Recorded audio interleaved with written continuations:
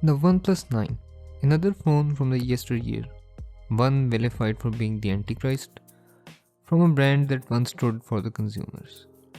Let us revisit the OnePlus 9 and see if it has a case to make in an inflated market.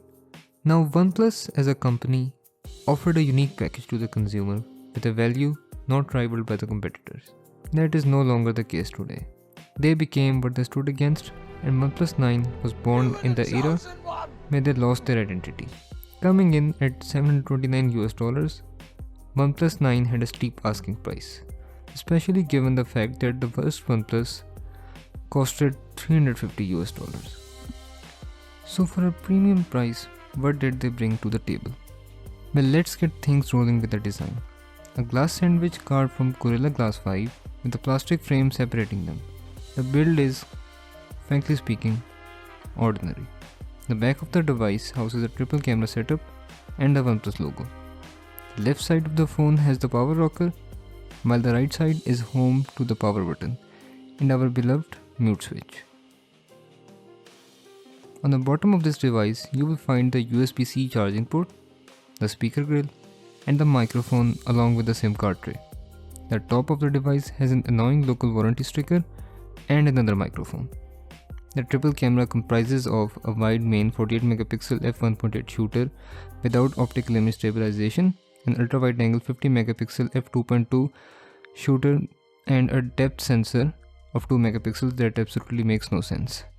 Oh yes, I do read Hasselblad printed on the camera island, but it's just there. Doesn't really make any difference. The selfie cam cutout is located on the top left corner, which is a 60 megapixel f2.4 shooter.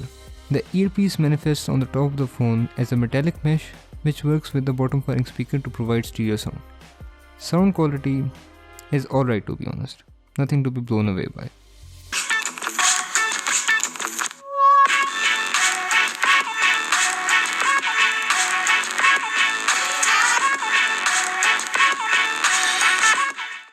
The 6.55-inch 120Hz Full HD AMOLED has an optical scanner underneath to help with the biometrics. As tested by GSM Arena, the max automatic brightness can climb all the way up to 830 nits, but dropping down to 1.7, which are impressive figures, to be honest. You can manually maximize the brightness at 450 nits. Since it is an AMOLED, you have your dark and light modes. You can change the screen color modes to vivid and natural depending on your personality. If you are a pro, you get the cinematic and the brilliant mode for wider color gamut coverage, like you're ever going to use it. Also, you can adjust the color temperature of your screen, which is a neat feature that almost every smartphone brand provides. You have more features in the display section, such as the natural tone display and the bright HDR mode, along with extensive flexibility in display size, font size, and style. You can switch between the standard and high refresh rate, which is fixed at 60 or 120 Hz. Since it is not an LTPO panel, you can only opt between these two options. You can also hide the cutout if you wish to through the full screen menu of apps. As mentioned before, the mute switch allows you to mute the phone with a gentle push, a feature every smartphone manufacturer should incorporate.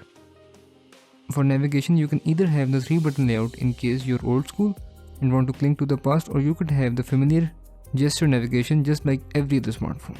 When it goes to customization features, you have plenty of options here. As I said before, the font is completely adjustable.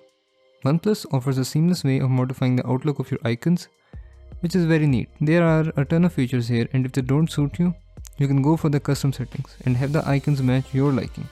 The options for color palettes is also here. OnePlus offers some really fun color presets. The best part though is when you select the choose from wallpaper option and 4 points pop up. You can set these 4 points to the desired location on the screen to manually pick the color of the wallpaper that you wish to see as your accent color. So for me, personally, this is the best rendition of Google Color Palettes feature. And the feature list goes on. You have your usual raise to wake and double tap to turn your screen on and off feature. You can set lock screen shortcuts. You get the flexibility of getting rid of your app drawer, which by the way is the single most defining feature of Android. Moving on to special features, you have your 3-finger swipe for split screen, flexible windows, and quick return, which are really sweet and improve your usability. The quick launch function is really handy, which allows you to directly unlock your way into a predefined app. Smart sidebar is also available, which is an optional sidebar with app shortcuts, very similar to the Edge menu that Samsung uses. Now, one very popular feature of OnePlus devices has been the use of gestures to open a certain app. I am glad it has stuck around because this is probably my favorite bit of the device.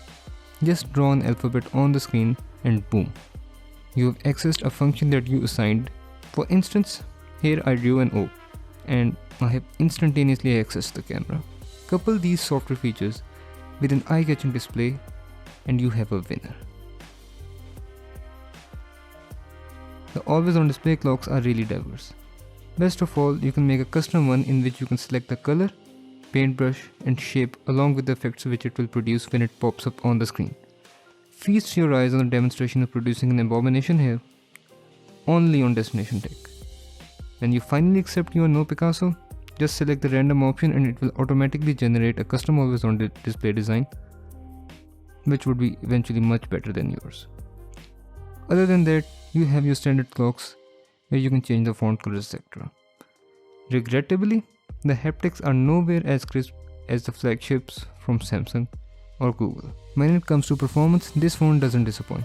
With a Snapdragon 888 under the hood, this phone is plenty powerful and packs quite a punch. As you can see from my gaming skills, this phone absolutely churns through games without breaking a sweat.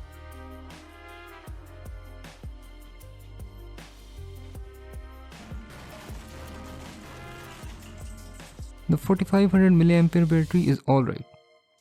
It can survive a full day of moderate usage, but the charging speeds with a 65 watts charger are phenomenal. Also, I don't quote screen on time because that is not a benchmark of battery performance since everyone's mileage will vary. A screen turned on displaying the wallpaper will not strain the battery as much as a gaming session. Now back to the camera specs. A main 48 megapixel f1.8 shooter without optical image stabilization, an ultra-wide angle 50 megapixel f2.2 shooter and a depth 2 megapixel f2.4 sensor. They are all at your service. Now enough of this meaningless blabber. How actually is the quality?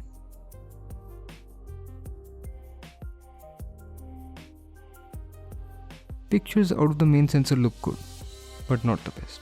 Color rendition is accurate with decent dynamic range, but the pictures look a bit flat, devoid of contrast. Some may prefer that, but I don't. As I said before, the name Hasselblad has been stamped on the camera island, but trust me, that means nothing. OnePlus says Hasselblad tuned the color science of this phone, and the color reproduction no doubt is good, but it's nothing to write home about. Ultra-wide camera also takes decent pictures with acceptable dynamic range. The ultra-wide doubles as a macro sensor, which produces very detailed pictures. There is no telephoto lens, however. Zoom is just digital cropping. Since it's a 48 megapixel sensor, at 2x images look fine. Going to 5x does blow out the details, and from that point it's all downhill, which is to be expected since there is no dedicated zoom camera, an omission that never made any sense at the $730 launch price. In low light, pictures by default come out noisy, which gets amplified when you shift to the ultra wide. Night mode does fix that and greatly improves the picture quality, but noise is still there. All in all, the camera experience is above average. Something I would expect from an upper mid-ranger, not a flagship. Video quality is a hit and miss. The stabilization is electronic, not optical, which is a huge bummer, especially at this price point. Like seriously OnePlus, why no OIS? And that not only shows in the low light pictures as I stated before, but also in the videos where stabilization feels unnatural. It's not as evident while walking, but upon jogging, each step is a jittery blur since the electronic stabilization tries to artificially smoothen the recording.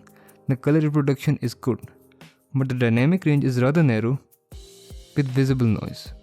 8K at 30 FPS is also available, but that's extremely choppy and I doubt anyone is going to use it. The steady shot feature only works at 1080p 30 FPS, which does improve the stabilization, but no form of software trickery can substitute hardware stabilization. Recording at 1080p 60 FPS and 4K at 30 FPS seems to be the sweet spot. Low light video is not great with excessive amounts of noise creeping in and smearing the fine details. To round it all off, let's look at the past. OnePlus started off as a company that catered to the most devoted of smartphone enthusiasts, to whom the badge on a phone didn't matter as much as the guts of their device. Excellent flexibility with the software was what made OnePlus so popular, and while Oppo has soiled the pristine software, it still makes a case of its own. Where OnePlus got it all wrong was with the pricing. Corporate greed gets in the way, and now we have uncountable OnePlus devices coming every year. In today's market, OnePlus has lost its charm. But I still believe they haven't lost their place, at least not yet. The latest OnePlus 11 is a step in the right direction.